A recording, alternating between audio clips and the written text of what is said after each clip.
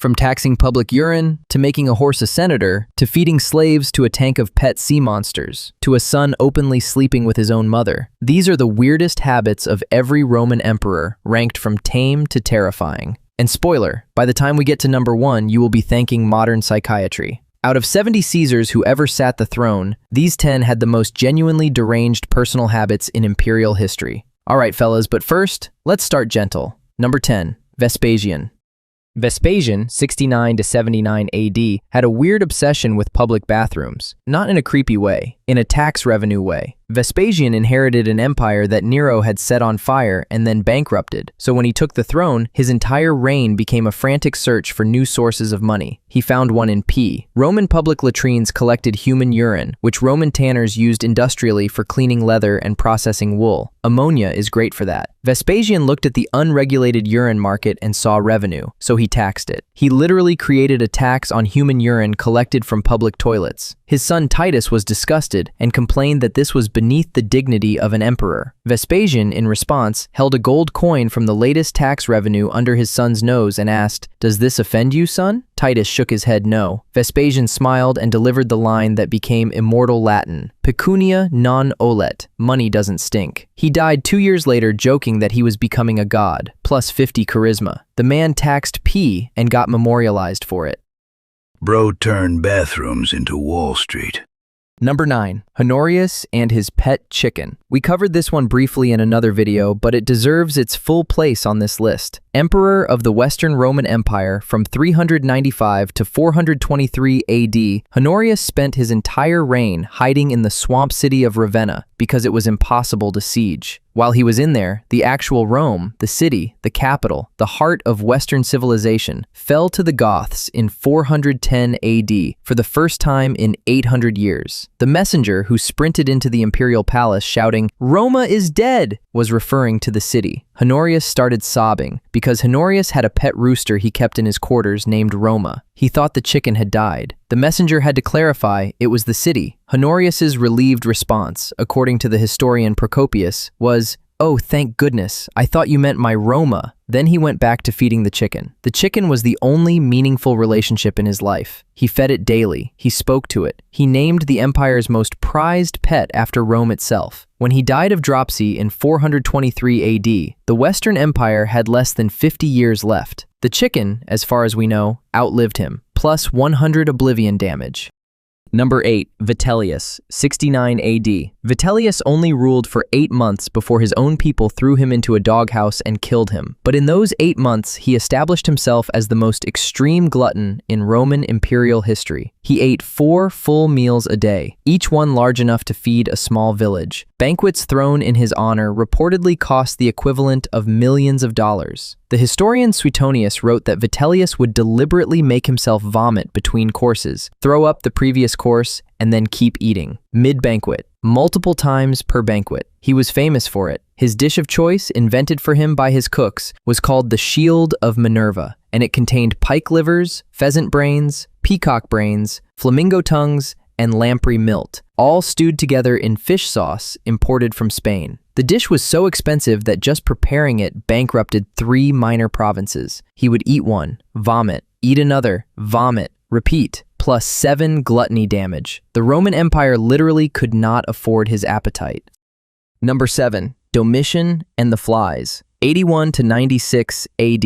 Domitian was technically a competent emperor. He stabilized the currency, finished the Colosseum, fixed the legal system. He was also a deeply paranoid recluse. After about year 5 on the throne, Domitian started spending more and more time alone in his private chambers, and what he did in there became infamous. According to Suetonius, who had access to the imperial archives, Domitian would lock the doors of his private rooms, sit alone with a sharp metal stylus, the kind Romans used for writing on wax tablets, and stab flies. For hours, just sitting there, stabbing every fly that landed near him. When his court advisors needed to ask him a question and were told, "The emperor is busy," they would joke, "Yes, but is he with anyone?" The senators would chuckle and reply, "Not even with a fly." This is real. This is in the original Latin sources. The emperor of the largest empire in the Western world spent his free time silently murdering insects in his bedroom, plus 80 paranoia damage, permanent.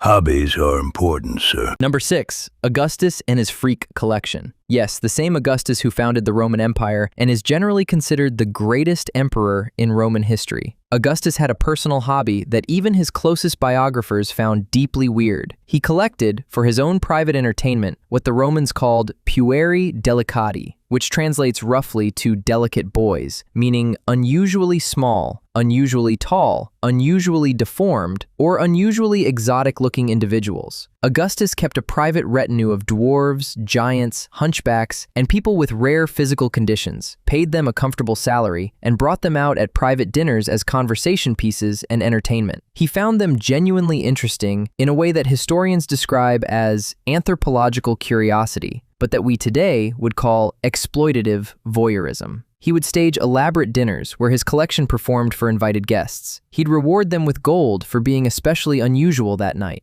Augustus, the dignified founder of the Roman Empire, the man who literally said, "Have I played the part well?" on his deathbed, had a creepy private freak show. The most powerful man in history collected people the same way other people collect coins, plus 0 charisma. Hidden penalty.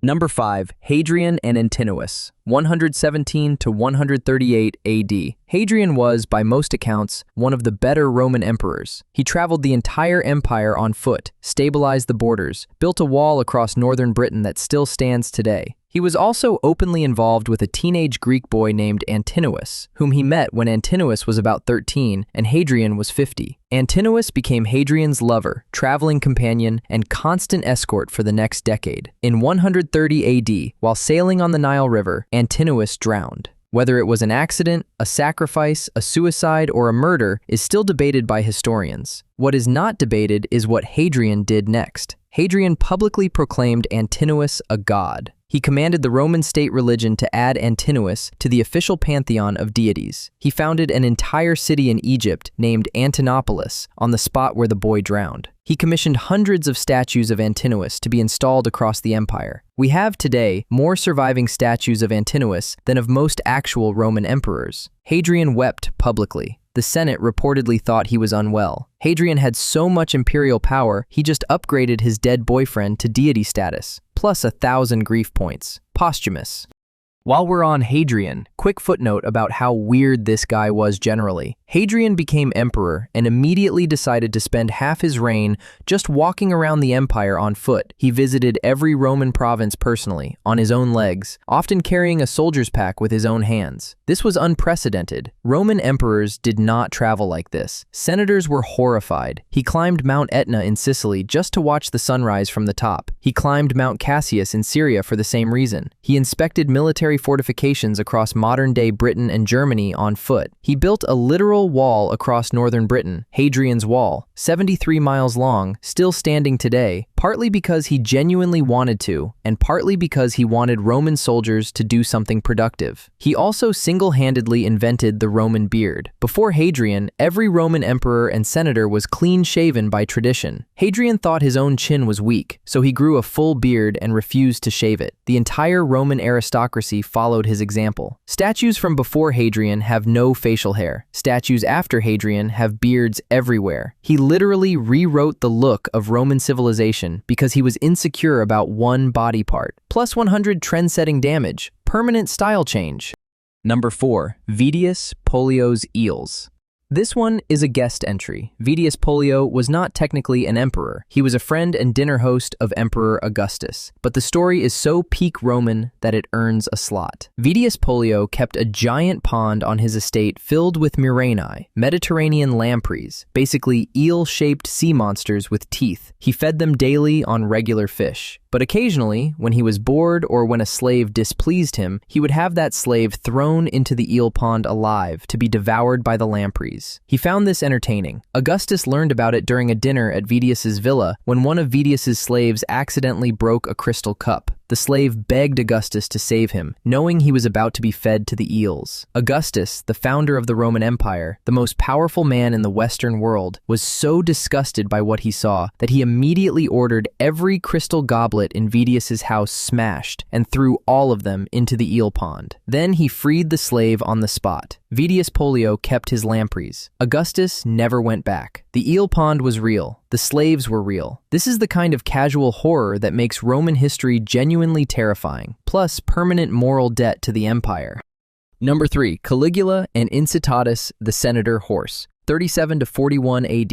Caligula's habit was so iconic it became the most quoted weird emperor fact in human history. He owned a racing horse named Incitatus, Latin for swift, and developed a personal obsession with the animal that, by the end of his reign, was indistinguishable from religious devotion. Incitatus had a marble stable lined with imported mosaic floors and heated walls. He had an ivory feeding trough. He drank wine from a gold bucket. He had 18 full-time human servants whose only job was to care for him. Caligula invited senators and foreign dignitaries to private dinners specifically held in honor of the horse, where they were expected to bring him gifts. Caligula made Incitatus a Roman senator with full voting rights, a marble villa of his own, and a household staff. And he was reportedly working on the paperwork to appoint Incitatus as consul of Rome, the highest elected position in the empire, when his Praetorian Guard finally moved on him in 41 AD.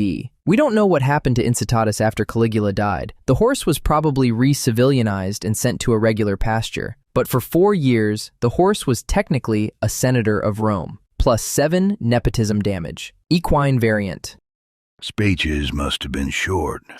Number 2. Nero and Agrippina, 54 to 68 AD. Nero's relationship with his mother was, by every Roman source, strange enough that we still don't know what was actually true. Agrippina the Younger had murdered her husband Claudius to put her teenage son on the throne, and she fully expected to rule the empire through him. Nero was 16 when he took power. For the first 3 years of his reign, Agrippina sat next to Nero on a co-throne, attended every Senate meeting, signed legal documents alongside him, and appeared on Roman coins as co-ruler. Then it allegedly got worse. Multiple Roman historians, including Suetonius and Tacitus, recorded the rumor that Nero and Agrippina had a sexual relationship. Tacitus says Agrippina herself initiated it, attempting to seduce Nero on a litter ride to keep her political grip on him. Suetonius is more graphic. Whether it actually happened or was political slander is genuinely unclear. These are hostile sources writing decades later, and the rumor is exactly the kind of thing Nero's enemies would invent. But the Romans believed it at the time. It was openly spoken about in the Forum. Nero eventually had Agrippina murdered when he got tired of her trying to control him. Her last words were reportedly her demanding the soldiers stab her in the womb that bore him. Nero attended the funeral and wrote a public letter explaining that his mother had been planning to overthrow him. Almost nobody believed it, plus 1,000 permanent infamy points. Layered.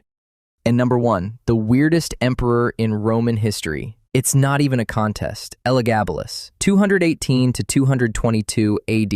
Where do we even start? Elagabalus came to Rome at the age of 14, from the city of Emesa in modern-day Syria, where his family ran the priesthood of an obscure sun god named, wait for it, Elagabal, after whom the kid was nicknamed. He wasn't his birth name. His birth name was Sextus Varius Avitus Bassianus. He went by Elagabalus because he was, in his own self-description, the human incarnation of a desert sun god. Strap in. He brought to Rome a giant black meteorite, yes, an actual meteorite, allegedly fallen from heaven, declared it the new chief god of the entire Roman Empire, and built a giant temple on the Palatine Hill specifically to house the rock. He forced every Roman senator to attend daily fertility rituals around the meteorite. He divorced his Roman wife to marry a Vestal virgin, a sacred priestess sworn to celibacy under penalty of being buried alive, which was so illegal the Senate didn't even know what to do with it. Then he divorced her to marry a male charioteer named Hierocles, whom he openly called his husband. Then, while still married to Hierocles, he prostituted himself in a fake brothel he built inside the Imperial palace, charging visitors silver coins and competing with other prostitutes for customers. He approached doctors and offered enormous sums of money to anyone who could surgically transition him into a woman. He sent agents around Rome looking for the most well-endowed men in the city to bring to him for what we'll just call audition purposes. He once invited senators to a banquet, locked them inside a room, and released a flock of doves and live snakes through the ceiling for entertainment. He was 18 years old when his own grandmother and the Praetorian Guard cornered him in a palace latrine, beat him to death, decapitated him, and tried to flush the body down the imperial sewer. The sewer was too narrow, so they hooked the corpse with meat hooks and dragged him through Rome's streets before throwing him in the Tiber. Even by Roman standards, Elagabalus was the absolute weirdest, most unhinged person ever to wear the purple. Number 1, permanently.